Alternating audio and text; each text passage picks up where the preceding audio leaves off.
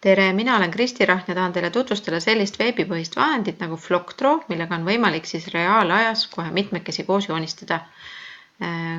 App Store'ist on saadaval ka siis iPadidele selline rakendus. Nii, kõigepealt selleks, et alustada joonistust, valin ma siit Create Your Session. Kui ma tahan leida kellegi pilti, millega ühineda, siis ma saan siit otsida seda. Nii, mina praegu alustan, võtan Create Your Session.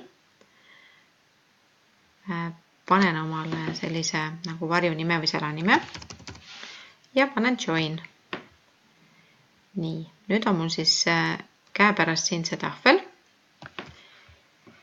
ja sellel on erinevad vahendid. Kui ma nüüd tahan, et minuga koos tulevad joonistama ka teised, siis siin üleval on see sama link, mida oleks mul vaja siis jagada oma kaasjoonistajatega. Ja siin on siis erinevad tööriistad. Kõigepealt on mul võimalik siis valida siit pintsel. Ja värvid on meil kohe olemas siin all, siin samas ekraani all.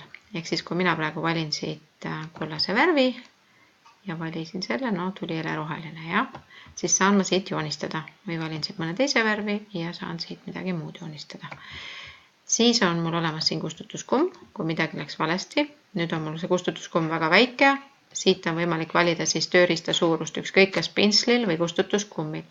Tahan siit nüüd midagi ära kustutada, valin siit sellise suurema.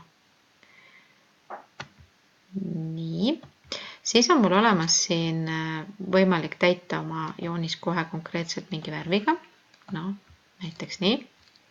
On võimalik valida siis sirgete joonte tõmbamiseks siin sellise tööriista ja see annab mul kohe võimaluse tõmmata sirgeid jooni.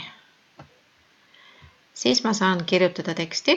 Sama lugu, selleks, et teksti suurust reguleerida, valin ma siis siit suuruse. Praegu mulle see täitsa siin meeldib ja kirjutan siia näiteks tere. Siis on mul võimalik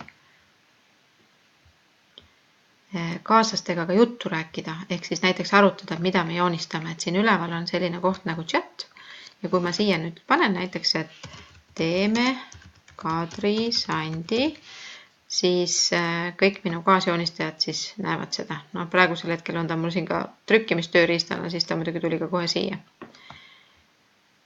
Nii, tagasi klõpsates saab siis tagasi. Ma saan oma pildiga suuremaks teha, kui ma siit noolest vajutan, siis läheb mul kogu ekraan seda pilti täis ja sama noole peale vajutades saan siis selle väiksemaks teha. Kui mul on töö valmis, siis mul on võimalik seda salvestada. Nüüd ta pakub mulle salvestamiseks praegu selle sama veebikeskkonna ja siin on siis see link, kuhu mul siis see töö salvestub.